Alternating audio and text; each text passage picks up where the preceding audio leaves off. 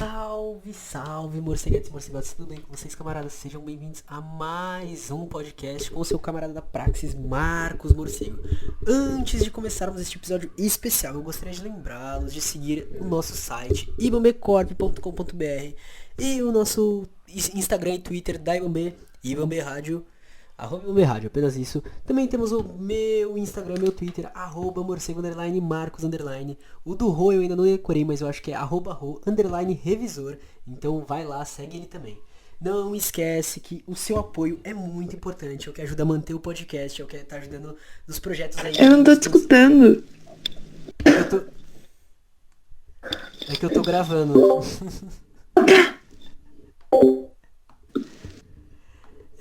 Então não esquece de seguir o nosso. Não esquece de ajudar a gente lá no Apoia-se, que é muito importante. Também tem o apoia.se/Caverna do Morcego e também tem o nosso PicPay, @marcos.morcego.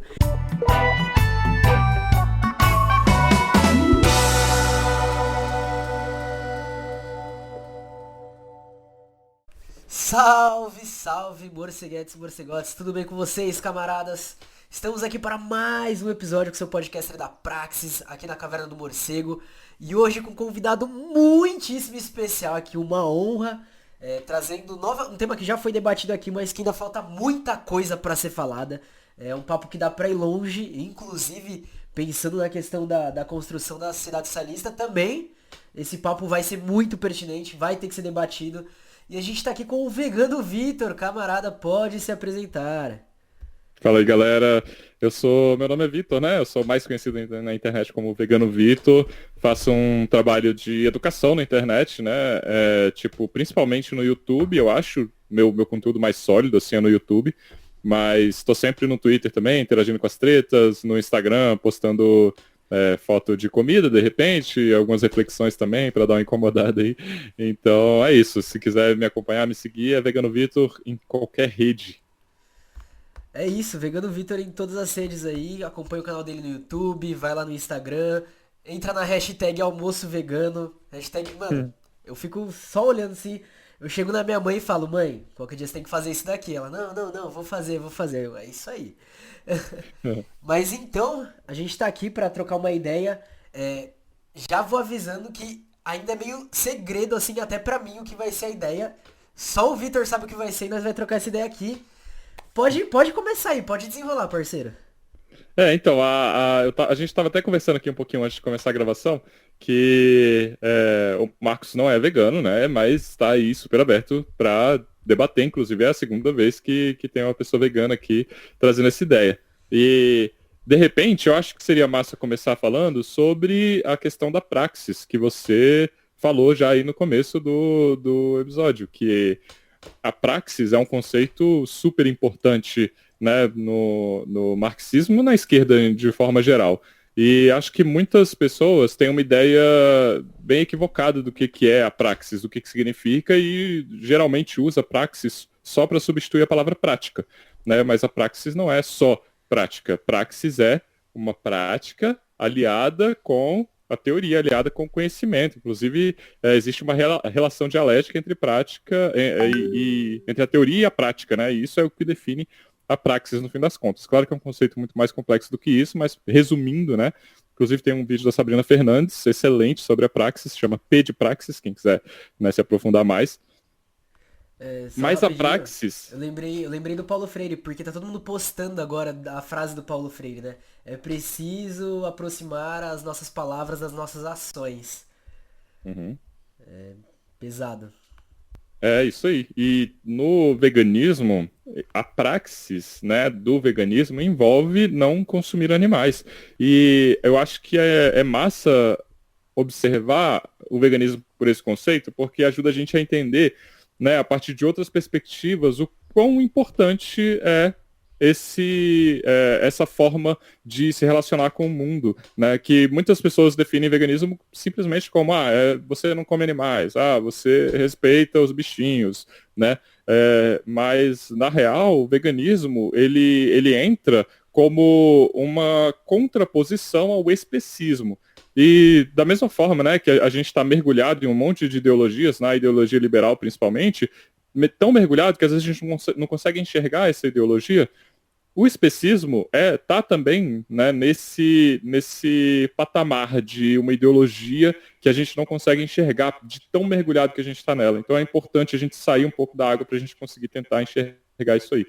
E o especismo é basicamente, né, o nosso entendimento de que, né, nós como sociedade, de que seres humanos são superiores e podem, portanto, explorar animais de outras espécies. Né? A espécie humana é superior a outras espécies de animais e a gente pode explorar elas como a gente bem entender.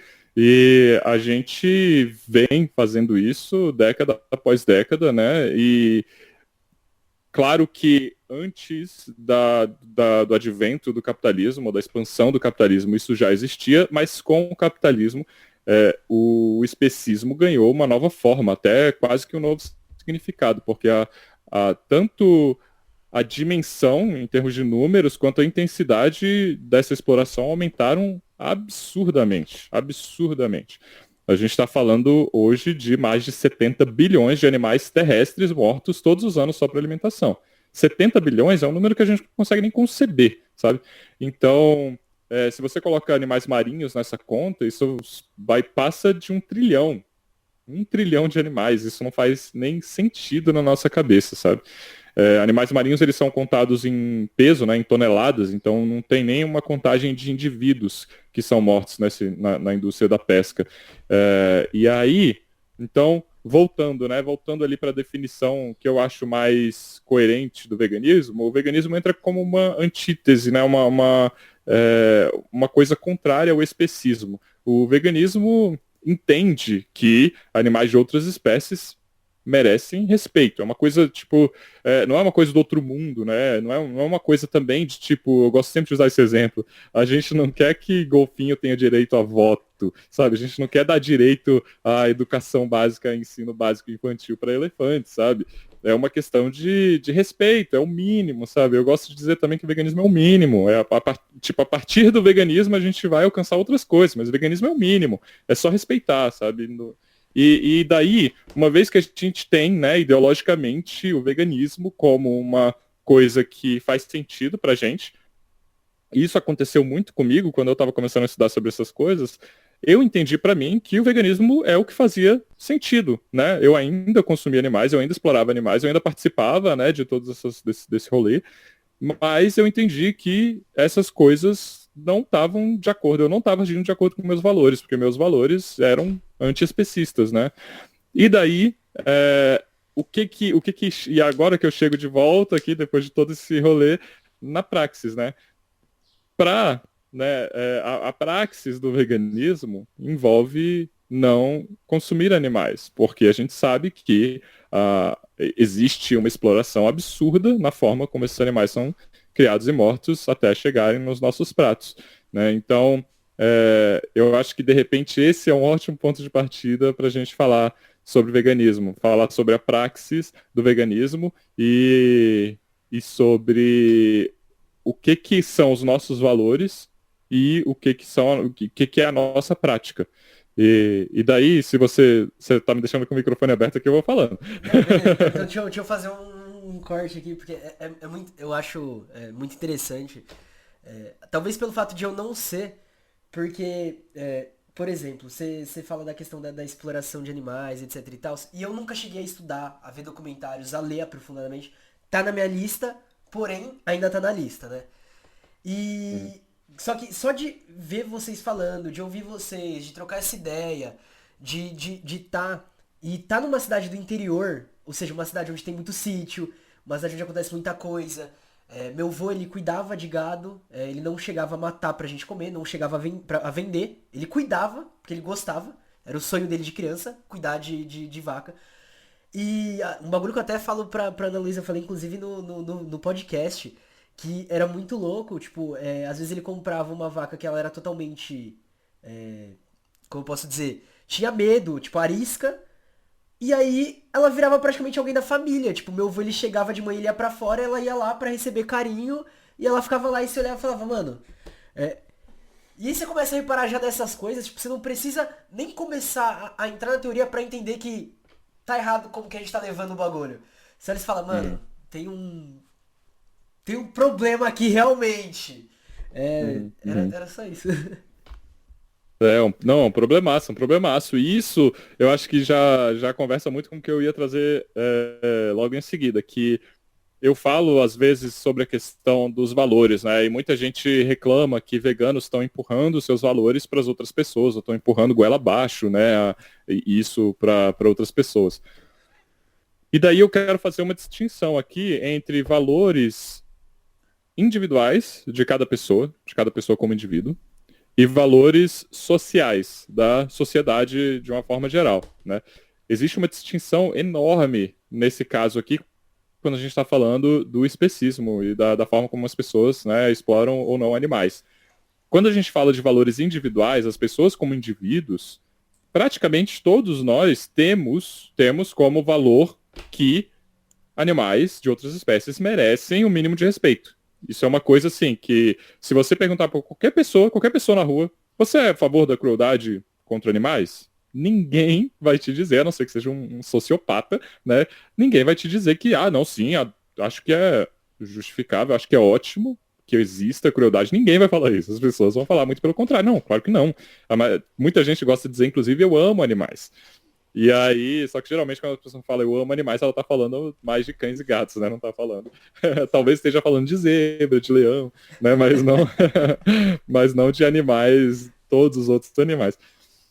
Então, individualmente, as pessoas já têm esses valores. E tanto é que muitas pessoas se recusam, né, ou evitam assistir imagens de animais sendo explorados na indústria justamente porque elas se sentem mal, porque elas não querem ter que lidar com isso, né?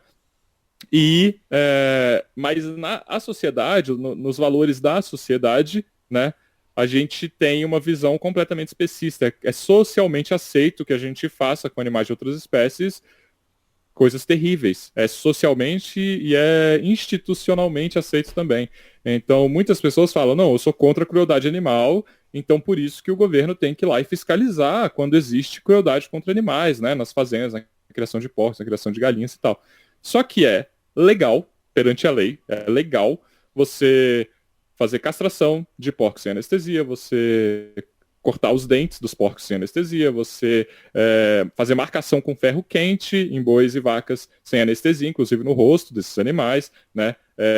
Todas essas são práticas perfeitamente legais. Práticas que, se a pessoa estiver fazendo isso com esses animais, né, na indústria e chegar alguém para fiscalizar, ela não vai ter nada para reportar. Ela vai falar, não, está tudo de acordo com a lei aqui, ninguém está fazendo nada de errado. Não existe uma legislação específica nem para como você vai matar filhotes de porcos que eles chamam de inviáveis na indústria, né? E colocando aspas aqui, que são chamados de inviáveis na indústria, né? Isso é mais um eufemismo que eles usam, chamam de inviáveis. São porcos que, por exemplo, não alcançaram um certo peso até uma certa idade ali. Então, se com 2 semanas de vida o porco, né, o porquinho ali, ele não alcançou um peso específico, esse porco ele vai ser chamado de inviável. Não é porque ele não vai conseguir ter uma vida plena, é simplesmente porque ele não vai engordar na velocidade, né, economicamente interessante para o produtor desse porco. E ele vai ser morto da forma como esse produtor quiser.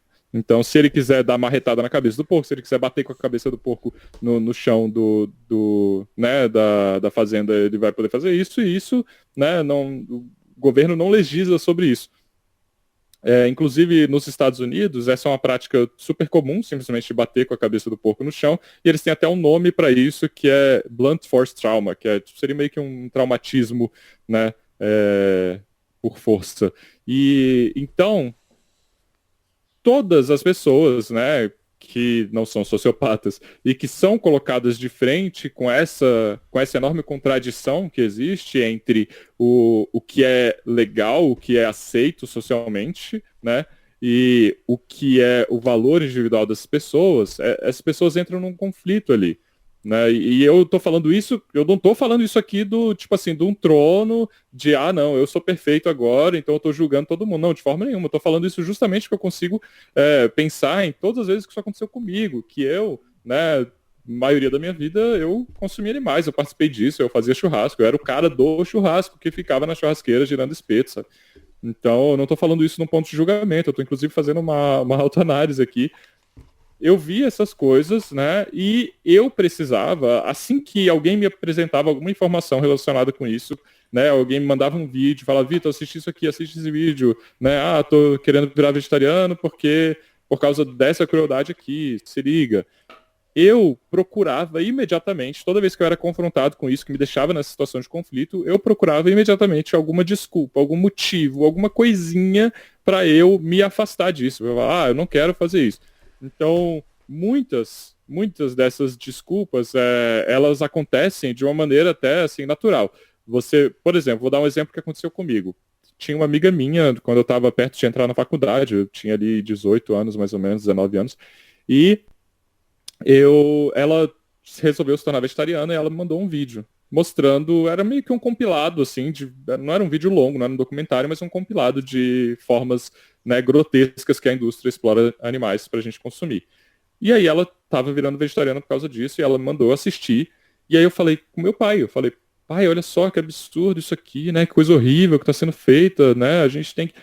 E aí o meu pai, ele falou na época pra mim o seguinte: mas esses documentários, eles estão, né, eles são sensacionalistas, eles estão apelando para nossa emoção, eles querem fazer a gente se sentir mal.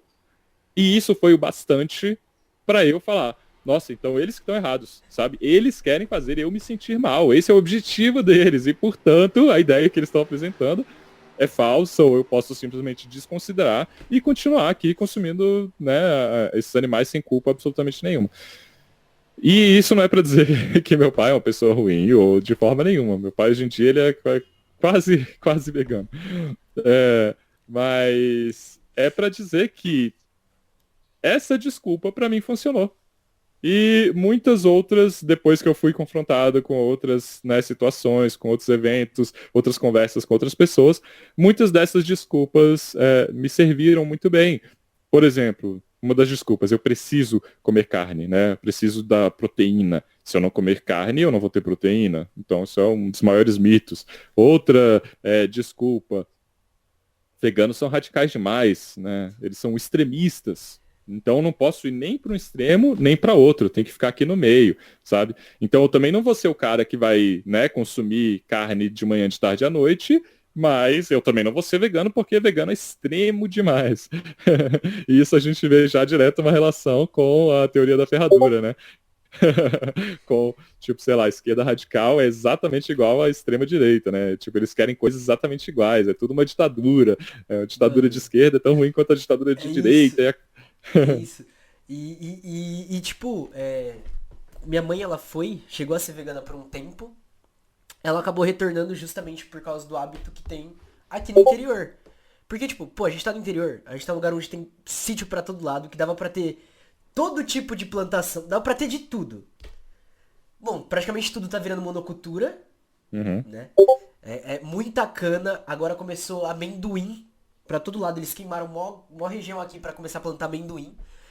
E tem, sei lá, uma, duas, três, quatro, umas sete, oito lanchonetes. É tipo, o número de lanchonete aqui tá crescendo proporcionalmente igual ao número de bar. Uhum. Tipo, é isso. E a cultura daqui ainda é aquela cultura voltada pra essa questão de churrasco e tal, e não sei o que.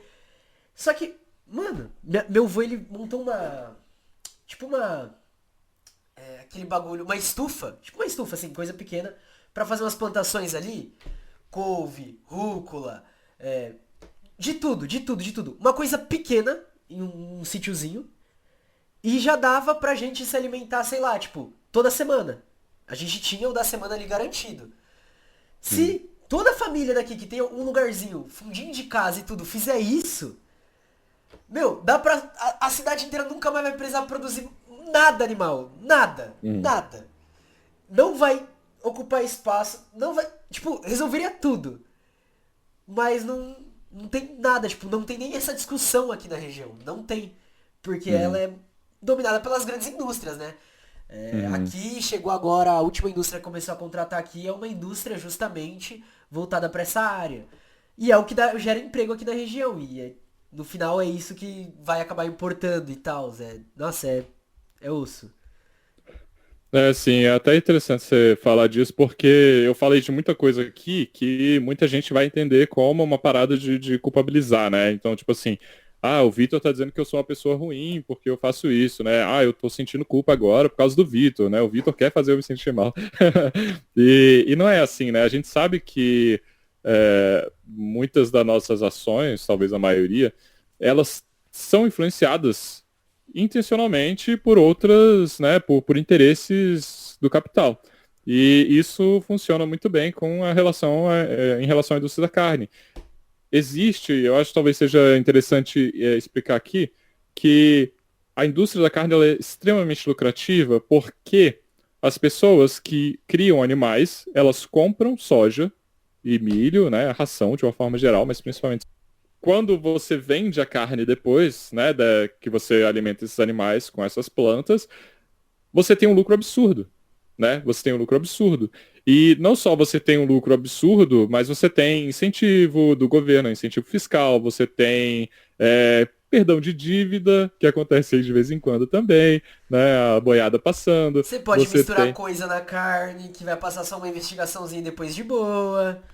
Justamente. Então, existe todo um trabalho da indústria para que as pessoas consumam mais carne, né? Um trabalho de propaganda mesmo. Propaganda, né, no sentido quase de propaganda de guerra, assim, sabe? Existe uma propaganda com uma função direta, né, de convencer as pessoas a comerem mais animais. E aí existe, né, financiamento de pesquisa fraudulenta, de estudo fraudulento. Existe, cara, um monte de práticas bizarras que não acontecem só na indústria da carne, acontecem em todas as indústrias, né, dessas grandes corporações.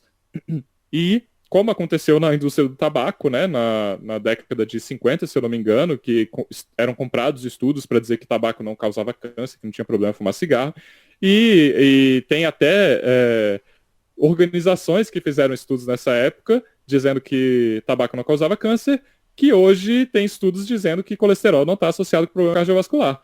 Né? Então é muito gritante o quanto que isso não é teoria da conspiração, sabe? Isso rola de verdade.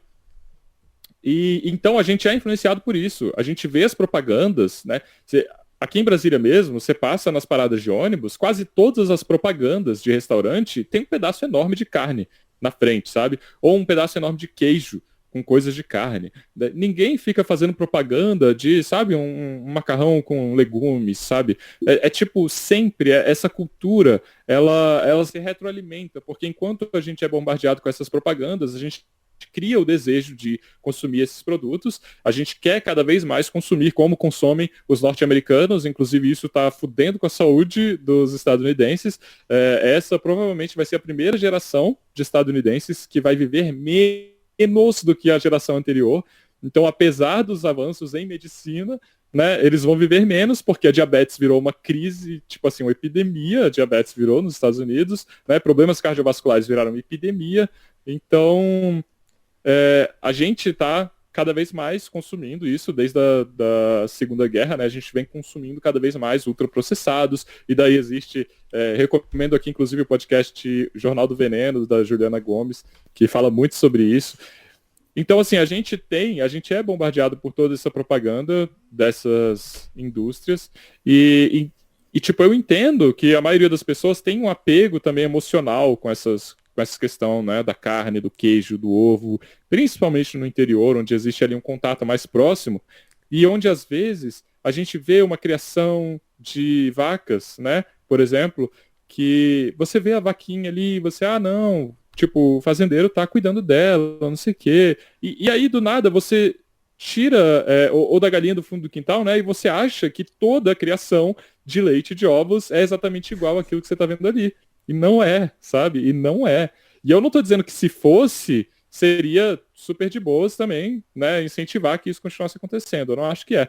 Mas a gente tá, tipo assim, 95% dos ovos no Brasil, eles vêm de galinhas criadas em gaiolas minúsculas. Então toda vez que você come um bolo que tem ovo, você come uma massa de pão que tem ovo, uma massa de salgado que tem ovo, você está comendo ovo de galinha que foi criada a vida inteira em uma gaiola ridiculamente pequena que ela não consegue esticar as suas asas, sabe? Não faz sentido a gente olhar para esses animais que a gente vê às vezes, e aliás, é isso que a indústria quer que a gente pense literalmente, que inclusive nas embalagens coloca galinha vivendo na grama ali. É uma mentira, mesmo as galinhas que são criadas fora de gaiolas, né, na indústria, elas são criadas em galpões, também é uma condição bizarramente terrível. Então, assim, a gente é bombardeado por todas as informações que são parte de uma propaganda para incentivar com que a gente continue, né, perpetuando isso, porque isso continua dando lucro para essas empresas.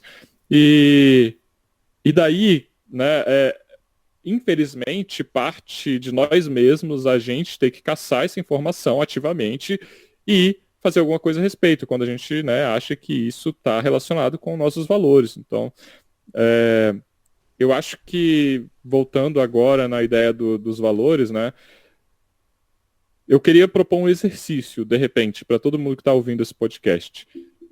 Pensa que você está caminhando na rua ali. Pensa que não tem pandemia, tá bom? Vamos. Não precisa usar máscara aí nesse exercício. Não faz gente sonhar, não. Não precisa usar máscara nesse exercício de imaginação. Pensa que você está caminhando na rua e você viu ali um porquinho, um leitão, né? Vamos supor. E você está vendo uma pessoa indo atrás desse leitão com uma faca para cortar a garganta desse leitão. Você vai ficar parado, você vai tentar conversar com essa pessoa para ele não, né, matar esse leitão. O que você vai fazer, sabe? Você acha que aquele leitão não tem problema ele ser morto ali, né? E aí vamos supor, né? Tipo, eu acho que a maioria das pessoas vai tentar impedir que isso aconteça, que essa, né, interação aconteça, que esse leitão seja machucado. E daí, né, vamos supor que você não conseguiu impedir, que esse homem foi lá e matou esse leitão e abriu esse leitão ali no meio da rua e tal, tem sangue, tem entranhas desse leitão ali. Você, nessa situação, você vai salivar e vai pensar, que delícia, né? Uma pururuca, né? Ah, que delícia, uma costelinha suína. Você vai pensar isso ou você vai olhar para aquele leitão e vai ver ali uma vítima, né, de uma ação violenta? E daí, pensa que isso não está acontecendo aqui do seu lado, né? Mas isso está acontecendo 50 quilômetros de distância de você, está acontecendo num ritmo de produção em série, né? E que a carne desse animal tá chegando para você temperada, tá chegando para você bem bonitinha no pratinho, assim. E você não consegue nem ver a vítima, né? E aí rola um processo de alienação, né? Total, de todo esse processo aí que a Carol G. Adams chama de referente ausente, né? Um referente ausente, mas que no marxismo tem o conceito de reificação, né? De coisificação, de alienação. E que você está completamente alheio a todo esse processo, né? Você simplesmente chega ali, é um pedacinho de carne para você, e você come sem pensar nessa questão da vítima. E daí, né, eu volto aqui de novo para a questão da sociedade, valores da sociedade, valores do indivíduo. Nos valores individuais de cada um, a gente olha aquele leitão, a gente vê uma vítima ali naquela situação onde o cara está matando o leitão na nossa frente. Né? Mas socialmente, a gente entra no restaurante, a gente compra aquele pedaço daquele leitão e a gente come ali e ninguém acha estranho, ninguém acha esquisito, ninguém acha ruim, né? Então, eu acho que, assim, vai acontecer um processo de, né, se a humanidade sobreviver por tempo bastante, eu acho que vai acontecer um processo de cada vez mais um entendimento de animais de outras espécies como seres que merecem respeito, e as pessoas vão começar a olhar isso de fora e vão olhar para a gente no passado e vão olhar para tudo isso que a gente está fazendo hoje com esses animais abismados. A gente vai falar como que a gente foi capaz de fazer isso, sabe? Como que a gente foi capaz de fazer isso. E eu não estou falando aqui, né, de olhar para o passado e pensar como que indígenas, povos originários, como que eles foram capazes de caçar. Porque a caça, eu acho que é sempre importante fazer essa distinção, a caça, o consumo de animais pela necessidade, né, é muito diferente do consumo de animais pelo mero prazer do paladar, né? Existe uma distinção gigantesca aí, não só na forma como as pessoas interagem com esses animais, na forma como eles entendem, como as pessoas entendem a existência desses seres, né? Mas também na forma da enorme violência, né, que é muito maior na indústria, né, do enorme desrespeito na completa, tipo assim, a indústria transforma animais em números, né? Animais não têm nomes na indústria, não é a vaca mimosa, né, o boi Joaquim, são números, são coisas tipo brincos que são colocados na orelha desses animais com um número que representa ele. Então, é uma desumanização absurda, né? Animais se transformaram em mercadorias na indústria. Mano. E como, né, no capitalismo, a gente sabe que o capitalismo está interessado apenas no valor de troca das mercadorias, né, e não no valor de uso. Então, esses animais, se eles não geram dinheiro, eles são descartados. E descarte é a palavra do eufemismo que a indústria usa, né? Descarte, descartar animais. Eles não usam assassinato, morte, né? Eles usam descarte. Mano, muito louco, muito louco. Principalmente a parte que você falou da questão do desejo. E aí, voltando uma parte que você falou dos Estados Unidos, teve o jogo da NBA, aquele Final Game lá, que junta um pessoal importante, pá, não sei o que. Fui assistir, só que não tava assistindo pela transmissão brasileira, tava assistindo pela transmissão norte-americana. No intervalo, os comerciais que passam sobre comida parece trailer de filme. E o pior, eles chamam atores de trailer de filme e eles fazem como trailer de filme. E é um bagulho que realmente, meu, eu nunca senti tanta vontade de comer algo como eu senti daquela vez. Porque eles fazem você ter o desejo. E esse, eu acho que é o bagulho mais brutal, porque, por exemplo, eu tive um trabalho de imaginação sociológica e eu tava batendo justamente na questão dessa produção do desejo, dessa produção midiática e tal. Só que quando chega, você, pum! Aí depois você para pra refletir, você olha e fala, mano, caracas, mano, como que é fácil esse processo de alienação construído e como é difícil rebater isso, né? Como é difícil construir uma outra voz contra isso, como é difícil fazer essa contra-voz. Até vendo você com a camiseta do MST, porque tem vários projetos que lutam contra isso e é claro, e aí também é uma crítica para a própria esquerda que não divulga quando acontecem esses projetos, mas porque não tem o impacto que poderia ter. Tipo, você vê, pô, o MST fez um trabalho lindo de distribuição de principalmente de verduras, assim, de cesta básica, mano, que você olha e você fala, caralho, mas será que não dava pra ter ido mais longe com isso? Tipo, não dava pra realmente... E não culpando o MST, não, longe disso, mas tipo, olhar pra própria esquerda que apoia esses movimentos, mas que na hora que vê um post, vê alguma coisa, passa reto, não discute isso, não traz à tona essa discussão como... uma das discussões tem que ser principal, porque a gente tá discutindo uma exploração, a gente tá discutindo um tipo de opressão. A Ana Luísa fala uma frase, eu não sei se é de alguém, mas ela falou muito pra mim, se ainda há exploração animal, ainda há exploração humana, tipo, não tem como dissociar uma da outra.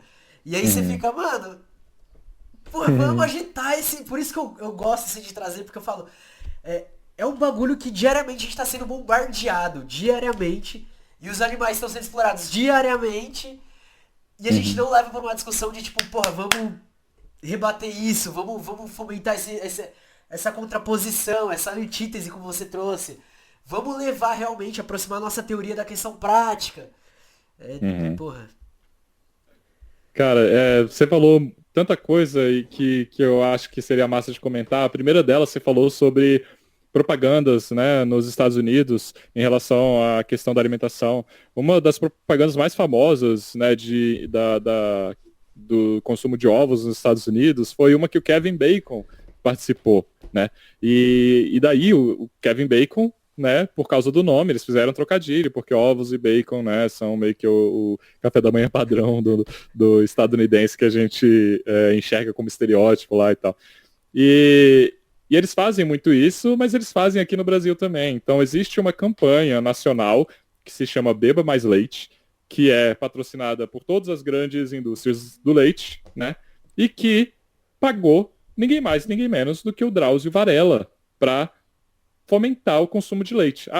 O objetivo dessa campanha é basicamente incentivar com que as pessoas bebam mais leite. O nome da campanha é Beba Mais Leite, sabe? E eles compraram o Drauzio Varela, sabe? A gente tem o Drauzio Varela como, né, o médico do Fantástico, o médico da TV Globo. A gente atribui para ele, né, confiabilidade de um médico, sabe? E a gente já sabe que existe uma enorme problemática, isso está documentado, sabe, no consumo de leite na nossa sociedade, né, que envolve um monte de problemas. E o Drauzio Varela, eu, sinceramente, eu não sei se ele simplesmente nunca leu sobre isso, se ele não está atualizado na questão nutricional, ou se ele se vendeu mesmo, porque eles devem ter pagado uma soma absurda de dinheiro para ele participar dessa campanha. Mas, assim, de uma forma ou de outra, eu acho muito triste que isso aconteça, sabe? É muito triste, porque a pessoa que tá ali em casa, se ela tá vendo o Drauzio Varela dizendo que não tem problema nenhum tomar leite, ela vai falar, bem, se o Drauzio Varela disse, esse vegano que tá fazendo vídeo aí no YouTube, quem é ele perto do Drauzio Varela, sabe? E isso é um problema gigantesco. Essa indústria tem muito, muito dinheiro. Não é à toa que eles têm uma fucking bancada no Congresso, que é a bancada do boi. E aí, fala, mas leite não tem nada a ver com boi, leite é vaca. Não, não, não, não. Bancada ruralista é a bancada do boi. Bancada do agronegócio é a bancada do boi, né? O agro só existe, o agronegócio só existe porque existe os bois, porque existem os bois. Os caras têm A galera não tá terra, plantando soja. soja, boi, vaca, porco, galinha, galpão, tem pintinho, os caras têm tudo, tudo, tudo, tudo, tudo. E aí, eles não estão plantando soja para fazer tofu pros veganos comer, sacou? Eles estão plantando soja para alimentar bois, porcos, galinhas. É tudo a mesma indústria, sabe? Isso não tá separado, é a mesma indústria, sabe? O mesmo ruralista que ganha dinheiro vendendo carne aqui é o mesmo ruralista que ganha dinheiro vendendo soja para alimentar porcos na China, sabe? Então, isso tá tudo muito conectado, né? E a grana que esses desgraçados ganham é absurda e eles vão usar isso, né, para tentar convencer as pessoas de que não tem problema absolutamente nenhum continuar comendo alimentos ultraprocessados, né, presunto, salame, tipo leite em quantidades absurdas também. E isso é uma coisa, inclusive, que tem um médico nos Estados Unidos que foi entrevistado para o documentário What the Health, que ele fala que está na recomendação do governo o consumo de leite. Está na recomendação alimentícia, né? Igual a gente tem aqui também o nosso guia alimentar nos Estados Unidos, que inclusive é super elogiado. Tem um guia alimentar também nos Estados Unidos que recomenda o consumo de leite. E esse médico, ele fala que eu não lembro exatamente o percentual, mas é um percentual muito alto. Mais de 50% da população negra, por causa de fatores genéticos, tem intolerância à lactose. Então, tem algum nível de intolerância à lactose. Não é que todo mundo vai passar mal pra caralho se tomar um copinho de leite. Mas tem algum nível de intolerância à lactose. Então, vai ter problema relacionado à respiração, vai ter problema relacionado à digestão e tal. E quando o governo coloca como, né, no guia alimentar, né, que esse guia alimentar ele vai instruir como que vão ser colocados alimentos nas lanchonetes de universidades, por exemplo, escolas, né, está sendo racista, porque está desconsiderando essa característica específica da população negra que tem uma intolerância maior com a lactose. E isso acontece no Brasil também, né? Isso acontece também, por exemplo, os povos asiáticos, eles também têm uma intolerância maior à lactose. A capacidade de, né, digerir a lactose, ela foi selecionada nos locais onde as pessoas consumiam mais leite, e tanto na Ásia quanto na África, de uma forma geral, consumia-se muito menos em relação à Europa. Então, acabou que essas populações, elas têm mais intolerância à lactose, né, do que a população branca, de uma forma geral, tá? Então, a gente tem esse fator também, inclusive, né, de racismo institucional, né, que existe por causa dessa influência toda dessa indústria nas formas como o governo vai promover o consumo de alimentos. E então isso eu acho, para mim, isso completamente bizarro, sabe? Parece que eles estão intencionalmente adoecendo as pessoas mesmo, quando incentivam que se consuma produtos que estão fazendo mal para essa população, sabe? É isso, né? Pra variar, o governo tendo mais uma política de morte, não só com as pessoas, mas com os animais. Uhum, Pra uhum. variar um pouquinho. É, Mas é isso, acho que já dá pra ir pras considerações finais, né? Já deu um bom tempo aqui, o povo já vai ficar E aí a gente grava mais episódios, se o povo ficar na instiga aí, a gente vai fazendo assim. Eu acho que de repente, para finalizar, eu acho que dá para meio que fazer um apanhado geral, porque você falou sobre a questão de, tipo, se ainda tem exploração animal, ainda tem exploração humana, né? E eu acho que muitas vezes a gente tem dificuldade de entender a ligação entre essas coisas, né? E eu acho que, para mim, a informação que faz mais sentido, né, quando a gente está falando sobre isso, é a pecuária é a maior responsável por trabalho análogo à escravidão no Brasil. Então, a responsável número um por trabalho análogo à escravidão no Brasil é a pecuária. Não tem outro, né? Não tem como escapar disso. Então, quando você vai nos interiores e vê as pessoas com, né, condição de trabalho análogo à escravidão, tanto em grandes fazendas quanto em abatedouros, né? Você vai ver uma exploração absurda ali. E acho que também é importante lembrar que mesmo quando o trabalho não é análogo à escravidão, mesmo quando é um trabalho de carteira assinada, ainda existe uma exploração bizarra dos trabalhadores nessa indústria. Quando você vê, por exemplo... Perdão, pode falar. Não, é porque assim, aqui, por ter muito sítio e tal, tem uma. Eu não vou lembrar o nome da empresa que pega leite dos produtores também, compra leite dos produtores. É Uhum. tipo. Não é nem R$ 1 os 2 litros. É tipo. Se a pessoa, ela tem a fazendinha ali, é o que ela conseguir o dinheiro e ela vende pra indústria, ela tem que vender muito leite pra conseguir qualquer coisa. Uhum. Sim, sim. Nossa, dá para expandir isso para tanta coisa, mas eu vou tentar fechar aqui. Não, É, qualquer dia qualquer dia a gente vai falar sobre isso aí, porque eu fiquei muito curioso. beleza. É, o que eu tava falando é que mesmo nos casos, né, onde existe carteira assinada, as pessoas são exploradas à exaustão, né? O trabalho repetitivo, por exemplo, um documentário Carne e Osso, que dá para assistir no YouTube gratuitamente, mostra situações de pessoas que trabalham em frigoríficos, por exemplo, desmembrando frangos, desenvolvem problemas motores, né, por causa do esforço repetitivo ali, desenvolvem problemas psicológicos também, porque é uma jornada de trabalho incessante, né? Você ouve falar, inclusive, de pessoas que ficam usando fralda para não ir ao banheiro, né, para conseguir cumprir a meta ali da quantidade de frangos que eles vão desossar ali. Então, é uma situação completamente bizarra de exploração, né, dos trabalhadores e que está completamente associado com o nosso consumo aqui na cidade, né, na cidade grande, o nosso consumo desses animais.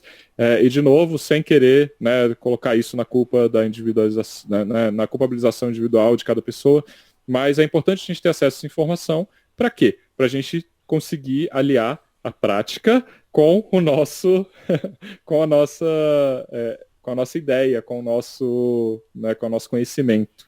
E a partir daí, né, a praxis, né, que a gente definiu lá no começo do podcast. Mano, perfeito, velho. Caracas, muita coisa aí pra você. É louco isso, né? Tipo, você abre o tema e ainda dá pra ir muito longe. Dá pra ir muito longe.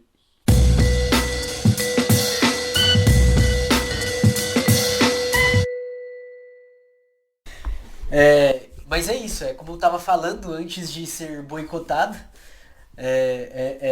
quando a gente começa, quando a gente entra nesses assuntos, tem muita coisa, né, mano? A gente olha e fala, putz, dá pra ir Sim. muito longe.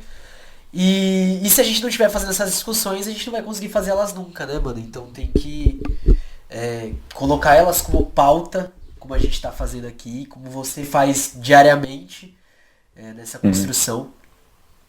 E, bom, agora se despede, aproveita para divulgar novamente aí os projetos, pode fazer indicação que depois a gente coloca na descrição aí. O final é seu. Pô, Márcia, obrigado, velho. Obrigado demais pelo convite. Acho que eu já falei, né, Vegano Vitor, em tudo que é rede. Cara, tem muito, muito material massa para conhecer, para entender o veganismo como um movimento por justiça social, não só um movimento para diminuir a carne no prato, sabe? Porque muitas vezes o veganismo liberal, assim como existe, né, o feminismo liberal, ele tenta colocar tudo com base em consumo e definir as pessoas pelo consumo. Tipo, ser uma pessoa vegana não é consumir damasco e mirtilo, tá ligado? Ser uma pessoa vegana é só respeitar animais de outras espécies. Então, É importante manter isso sempre em mente e eu vou deixar de recomendação aqui um vídeo que eu falo, o nome do vídeo é Veganismo Político versus Veganismo Estratégico. E na descrição desse vídeo tem um monte de pessoas muito massa para quem quiser seguir e acompanhar o trampo de gente que fala do veganismo de uma perspectiva não só política, mas também popular, anticapitalista. Então, importante ter esse conhecimento aí para não cair em mais uma daquelas desculpas que é veganismo é elitista, então foda-se o veganismo, tá? É legal, por tudo que a gente já falou aqui hoje, ter mais um estudo sobre essa outra perspectiva aí. Aproveitando, bom, talvez já saia no segundo episódio, mas aproveitando para deixar a indicação, o Insta do Vegano Victor, porque ele falou sobre veganismo popular lá, ele fez um post muito bom. E o Chavoso tem um vídeo, se eu não me engano, também sobre veganismo popular, então dá uma atenção. É isso, mano. Muito obrigado pela presença, tá aqui, mano, porque é só acréscimo, tá ligado? Colocar essas discussões assim, mano. Você viu como eu pilho demais. Muito Sim, obrigado. total. Muito obrigado por quem ouviu até aqui, galera. Não esquece de seguir as redes, vai estar tudo aí embaixo, de ver as indicações e pá.